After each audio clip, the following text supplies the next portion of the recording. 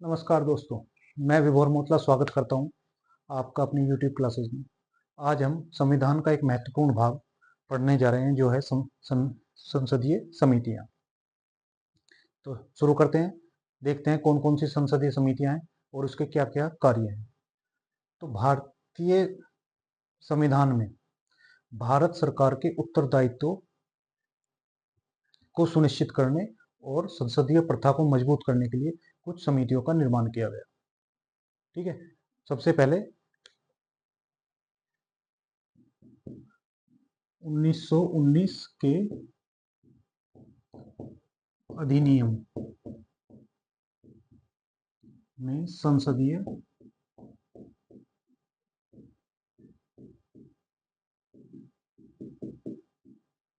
समिति की व्यवस्था की गई।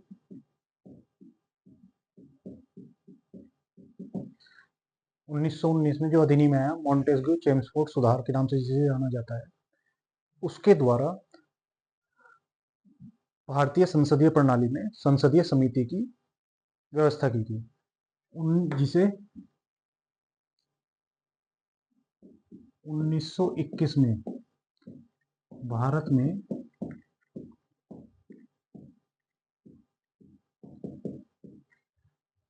पहली बार संसदीय समिति बनी।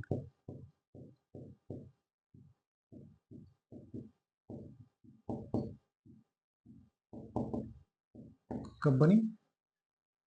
1921 में। 1919 के अधिनियम द्वारा इसका प्रबंध किया गया बनाने का। 1921 में पहली संसदीय समिति का गठन किया गया। भारत में दो प्रकार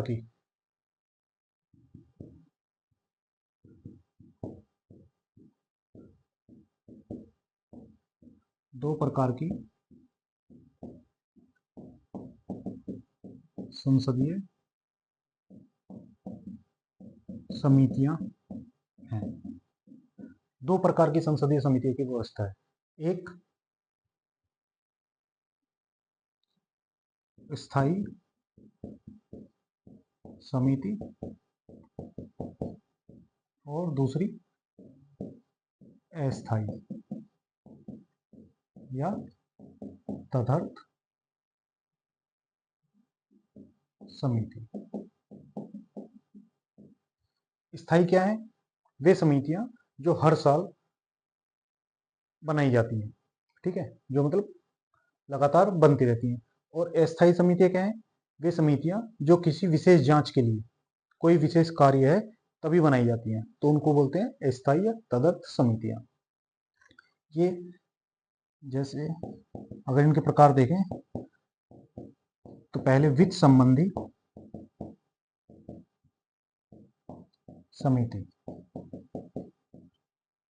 इसमें आपकी तीन समिति आ जाती हैं। एक प्रकलन, दूसरी लोकलेखा और तीसरी लोक उपक्रम, ये वित्त में। और दूसरी विभागीय समितियां,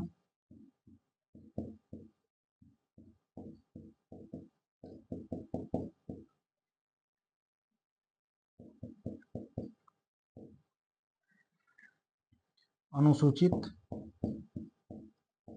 जाति जनजाति समिति, ठीक है। और देखा जाए तो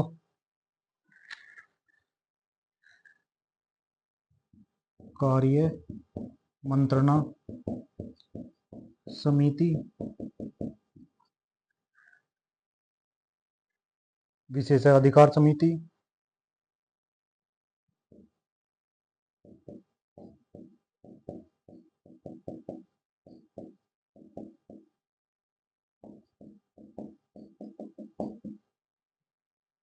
तो ये समितियां होगी स्थायी समिति की समितियां, जो स्थायी समिति में समितियां बनती हैं। और देखा जाए तो अस्थायी समिति में जांच समिति, और इसके प्रकार देखें तो जांच समिति,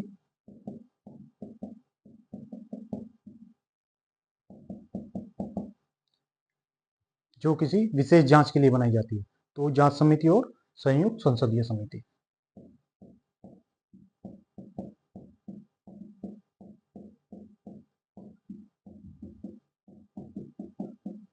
ठीक है, तो ये हमारी समितियां हो गई।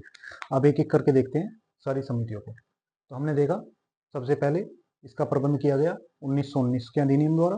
1921 में पहली समिति बनी। सब भारत में दो प्रकार की हैं। ये भारत संसदीय समिति अनुच्छेद 118 में बताया गया है। अनुच्छेद 118 में संसदीय समितियों के बारे में बताया गया है। सबसे पहले स्थायी समिति। स्थायी समिति में ये हमारी कुछ समितियां हैं और अस्थायी में ये समितियां। अब सबसे पहले देखते हैं हम वित्तीय संबंधी समितियां।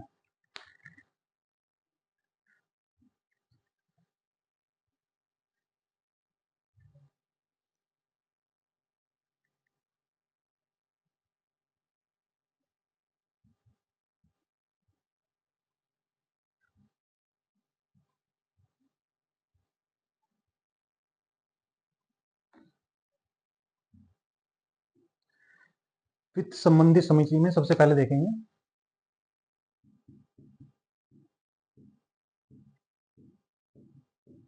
प्रकलन समिति। सबसे पहले कौन सी देखेंगे? प्रकलन समिति। इसका गठन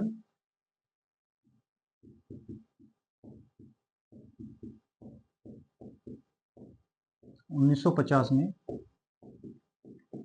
किया गया। पहली बार इसका गठन 1950 में किया गया। तब इसमें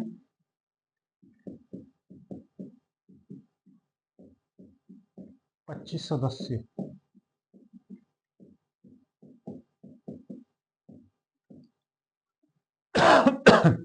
जब इसका 1950 में पहली बार गठन किया गया तब इसमें 25 सदस्य थे। वर्तमान में इन सदस्यों की संख्या जिसे 1956 में बढ़ाकर 30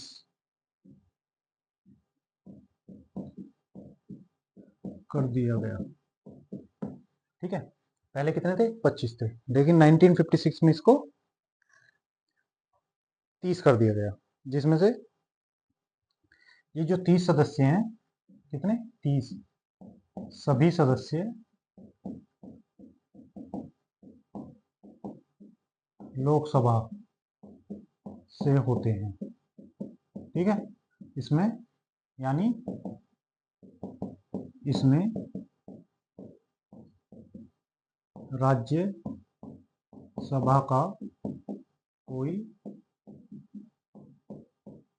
सदस्य नहीं होता। ठीक है, इसमें सारे सदस्य कहां से होंगे? लोकसभा से। 30 के 30 सदस्य लोकसभा से। इसका कोई राज्यसभा से कोई सदस्य नहीं होता। अगर इसका कार्यकाल देखें, कार्यकाल 1 वर्ष। ठीक है, इसका कार्यकाल क्या होगा? 1 वर्ष का कार्यकाल होगा। हर साल मतलब ये नई बनती है।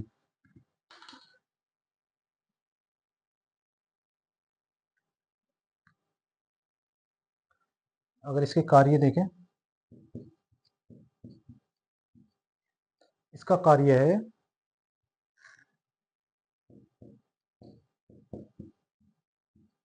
मित व्ययता। मित व्ययता का मतलब होता है खर्च को कम करना। क्या अर्थ होता है इसका? खर्च को कम करना। और प्रशासनिक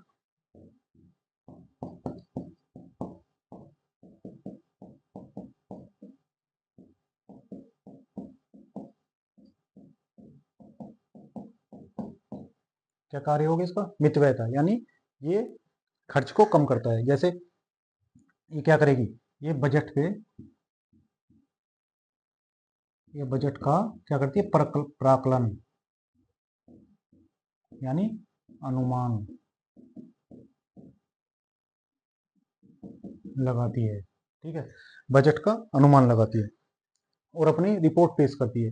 ये अपनी रिपोर्ट बजट के पास हो जाने के बाद करती है, ठीक है। और जो इसकी रिपोर्ट होती है वो सलाहकारी प्रवृत्ति की होती है, वो की बाध्यता नहीं होती, उसमें सलाहकारी प्रवृत्ति की रिपोर्ट होती है। इसका मेन मकसद क्या है कि संसदीय कार्य में जो खर्च हो रहा है और जो प्रशासन है, खर्च को कम करना और प्रशासन को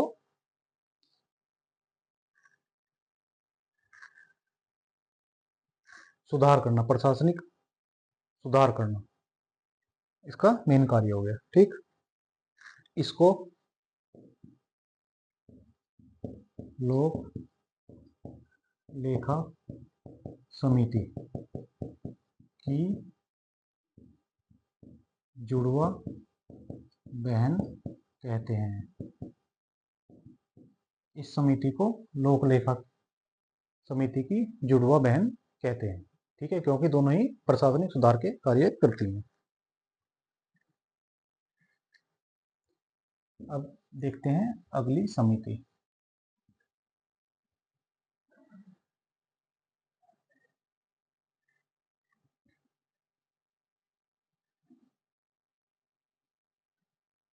दूसरी समिति है हमारी लोक लेखा समिति। ये भी एक महत्वपूर्ण समिति है जो वित्त को कंट्रोल करती है, ठीक। तो 1919 के अधिनियम द्वारा 1921 में पहली बार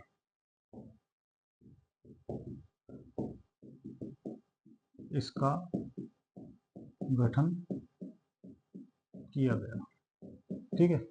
1919 के अधिनियम द्वारा 1921 में इसका पहली बार गठन किया गया। अगर इसमें देखें सदस्यों की संख्या,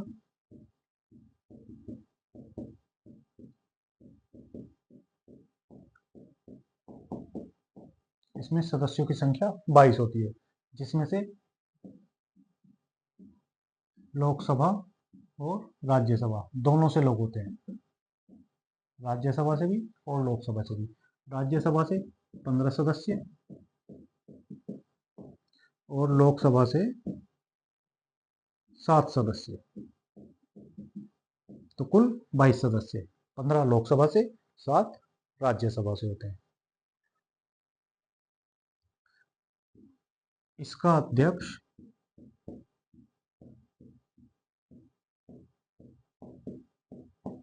विपक्ष का नेता होता है। शुरू से ही इसका अध्यक्ष विपक्ष का नेता होता है, क्योंकि इसका कार्य क्या है, इसका कार्य है सीएजी की रिपोर्ट की जांच करना। और सीएजी किसके कार्यों की रिपोर्ट की जांच करता है, सरकार के। तो सरकार के रिपोर्ट की जांच, और फिर इसका अध्यक्ष भी अगर सरकार से होगा तो वह सही नहीं रहेगा ना, इसलिए विपक्ष के नेता को, जो सदन में विपक्ष का नेता जो होता है, उसको ही इसका अध्यक्ष बनाया जाता है, ठीक है। वर्तमान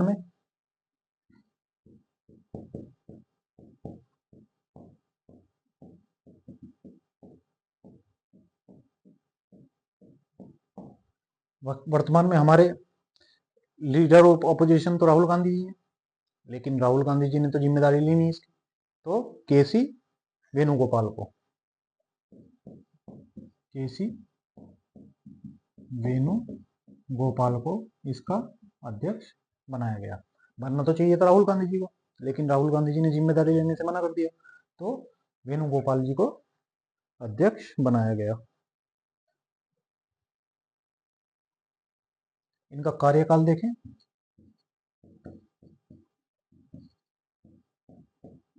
एक वर्ष। जितनी भी स्थायी समितियां हैं सबका कार्यकाल एक वर्ष है।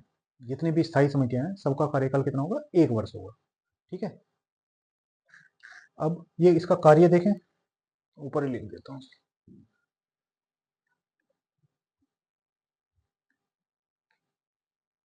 अगर हम इसका कार्य देखें तो सीएजी कंट्रोलर ऑडिटर जनरल, नियंत्रक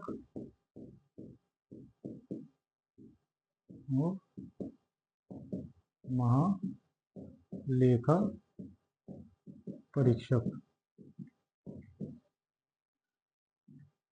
की रिपोर्ट की जांच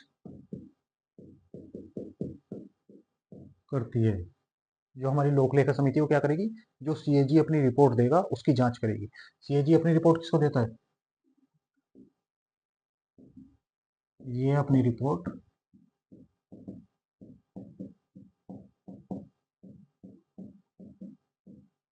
राष्ट्रपति को,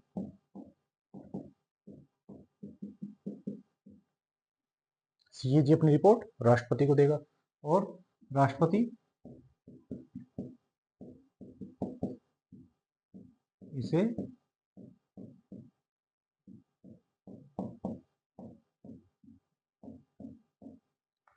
इसे संसद में रखेंगे।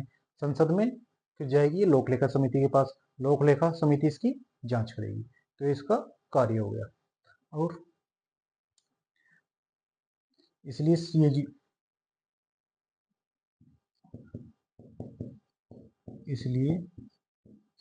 को लोक लेखा समिति का मित्र, दार्शनिक कहा जाता है। इसलिए सीएजी को लोक लेखा समिति का मित्र और दार्शनिक कहा जाता है या गाइड कहा जाता है। फिर एक नोट डाल लेते हैं, प्रकलन समिति, प्रकलन और लोक लेखा समिति, ये दोनों समिति होगी, प्रकलन समिति और लोक लेखा समिति। इनका कोई मंत्री, सरकार में जो भी मंत्री है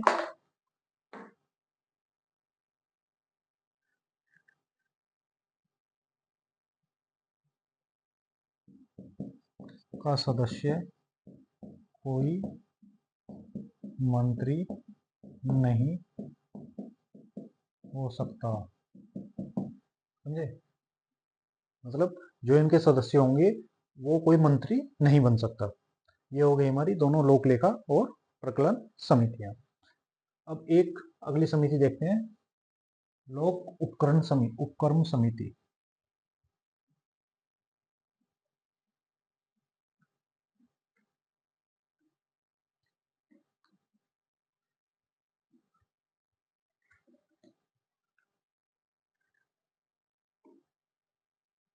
अब संसद में सारी सरकार की योजनाओं के कार्यों की जांच के लिए तो ये हो गई।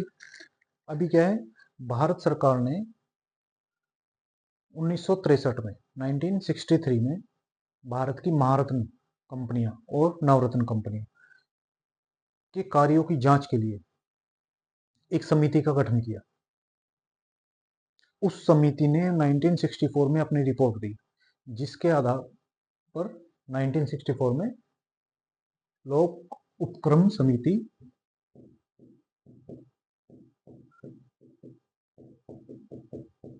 का गठन किया गया। ठीक है, तो 1963 में बनी, फिर सुनो,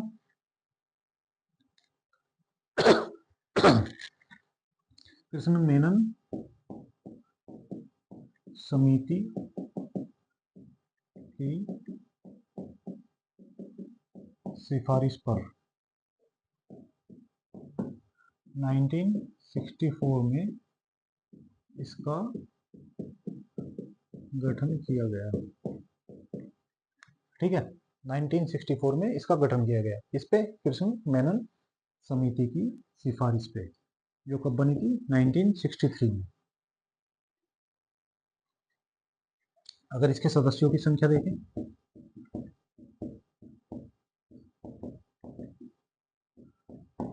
इसके सदस्यों की संख्या 22। जो हमारी लोक लेखा समिति में 22 सदस्य थे, वैसे ही इसमें भी 22 सदस्य हैं, जिसमें से लोकसभा से 15 और राज्यसभा से 7 सदस्य।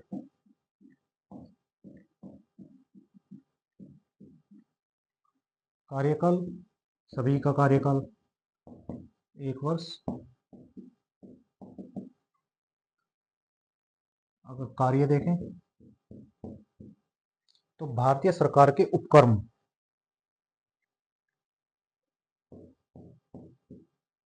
सरकार के लोक उपक्रम, जैसे नवरत्न और महारत्न कंपनियां की जांच। तो क्या कार्य है उसका? महारत्न और नवरत्न कंपनियों की जांच करना।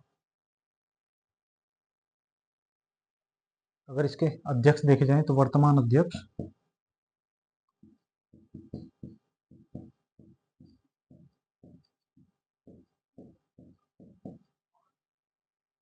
बैजयंत पांडा,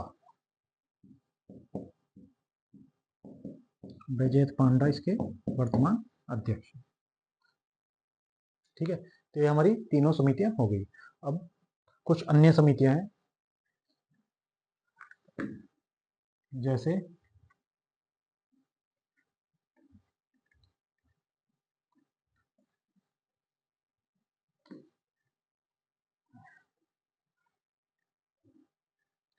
अनुसूचित जाति और जनजाति समिति। एक समिति हमारी हो गई अनुसूचित जाति और जनजाति समिति। इसमें सदस्यों की संख्या 30 है, सदस्य 30, जिसमें से लोकसभा से 30 और राज्यसभा से 10 सदस्य। ठीक, तो ये हमारी हो गई। और एक अगली समिति है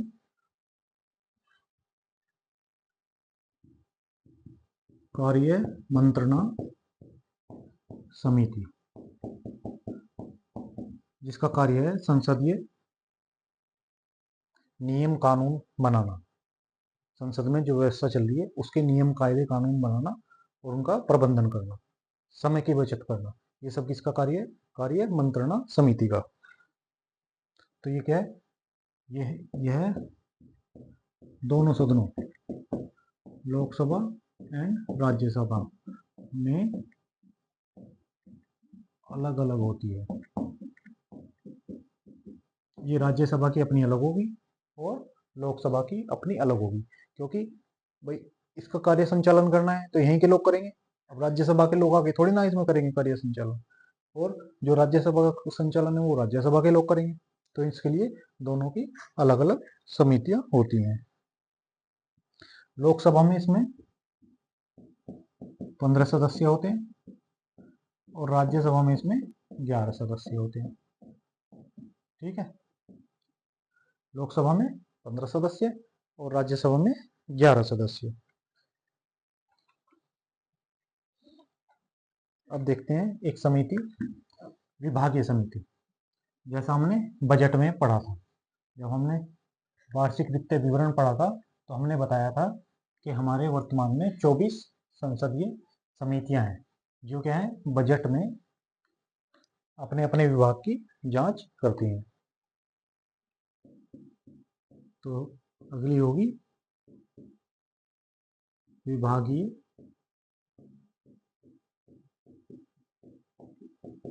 समिति।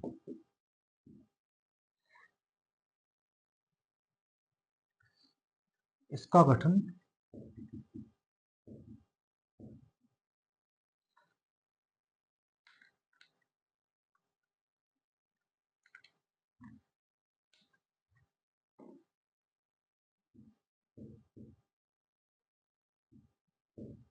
इसके गठन का प्रबंध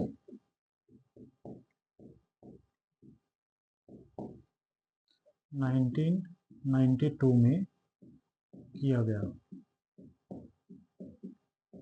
और पहली बार जो गठन हुआ इसका 1993 में। भारत में 24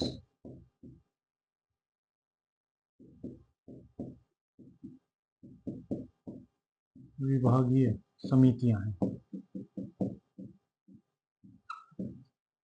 ठीक है, अभी वर्तमान में भारत में 24 विभागीय समितियां हैं, जिसमें प्रत्येक समिति में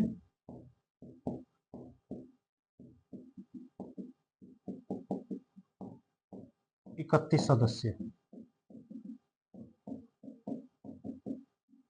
31 में से 21 लोकसभा के और 10 राज्यसभा से होते हैं। ठीक है, कार्यकाल इसका भी 1 वर्ष। और कार्य तो हम इसके जानती हैं, कार्य क्या है? जैसे ही बजट आएगा तो बजट में जिस क्षेत्र का जितना हिस्सा होगा वो उस विभाग की समिति के पास चला जाएगा और वो अपने स्तर पर उसकी अपने क्षेत्र के हिसाब से जांच करेगी। ठीक है, जैसे कृषि क्षेत्र में हमने ये बदलाव किए तो ये रिपोर्ट कृषि विभाग की समिति के पास जाएगी, वो अपने क्षेत्र की जांच करेगी। तो अगर हम इसके कार्य देखें,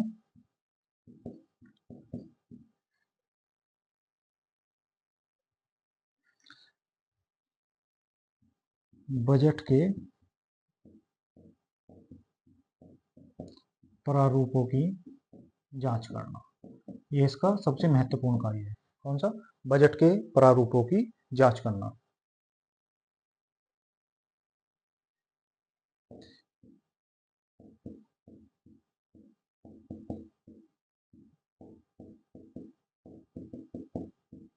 विभागीय समिति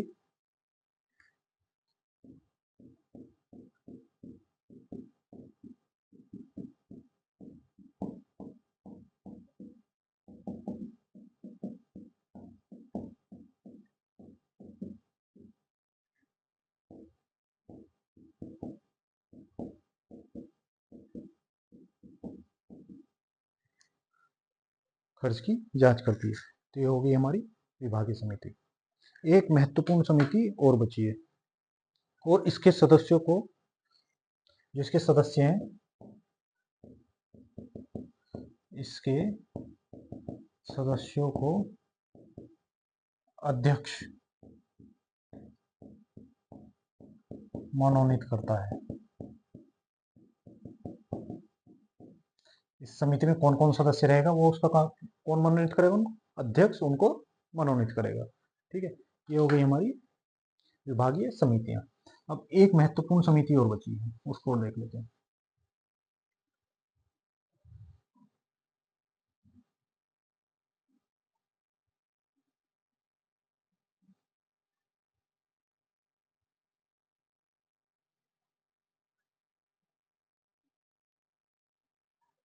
संयुक्त संसदीय समिति।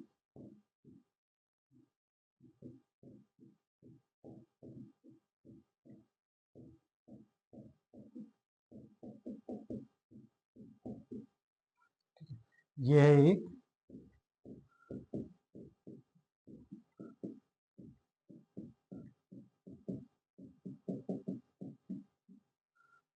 यानी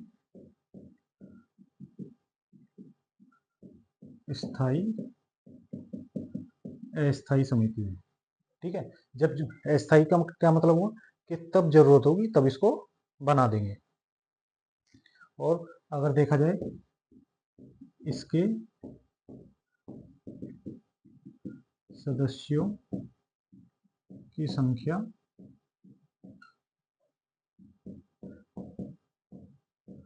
निश्चित नहीं है। जो इसके सदस्य हैं उनकी संख्या निश्चित नहीं है, जैसी आवश्यकता होती है उतने ही सदस्यों को इसका सदस्य बनाया जाता है। अगर देखा जाए इसके सदस्यों का अनुपात, सदस्य जो आएंगे उनका अनुपात लोकसभा और राज्यसभा जो अनुपात होगा 2:1, मतलब 2 सदस्य यहाँ से तो 1 सदस्य वहां से, मतलब 20 यहाँ से होंगे तो 10 यहाँ से होंगे। ठीक है, दोनों का अनुपात 2:1 का अनुपात होगा।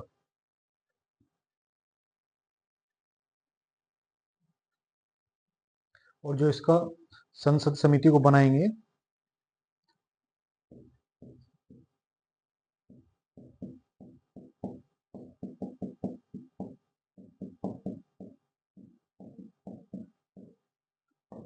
लोकसभा प्लस राज्यसभा के अध्यक्ष, अध्यक्ष बोले तो इसके अध्यक्ष और इसके सभापति दोनों मिलकर इसका निर्माण करेंगे।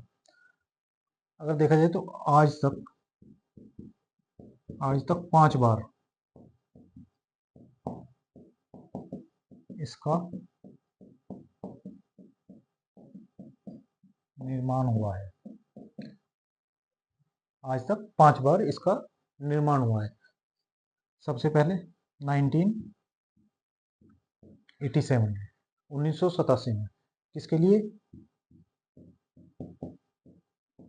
बोफोर्स घोटाले की जांच के लिए। सबसे पहले बोफोर्स घोटाले की जांच के लिए इसका निर्माण किया गया।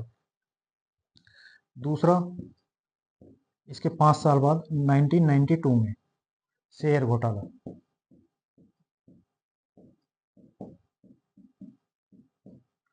शेयर घोटाले के लिए इसका दोबारा से निर्माण किया गया 1992 में। तीसरा,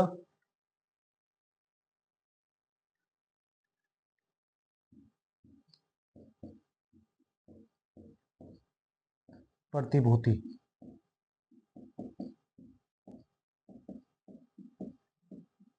घोटाला। चौथा,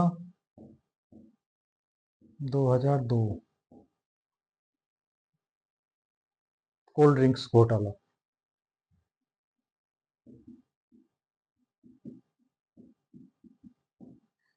और पांचवा, 2009 2G घोटाला। इन सब घोटालों की जांच के लिए संयुक्त संसदीय समिति का निर्माण किया गया। ये कैसी है? अस्थायी समिति है। जब घोटाला होगा तभी बनानी पड़ेगी। ठीक है, तो ये बनना देश के लिए अच्छा नहीं है। घोटाला पकड़ने के लिए बनती है तो अच्छा थोड़ी ना है। अभी इतनी 5 बार बनी है तो 5 बार घोटाले ही पकड़े गए, तो घोटाला ना हो देश के लिए तो यही अच्छा ना। तो आज क्लास यहीं खत्म करते हैं। बताइएगा हमारा ये प्रयास आपको कैसा लगा। धन्यवाद।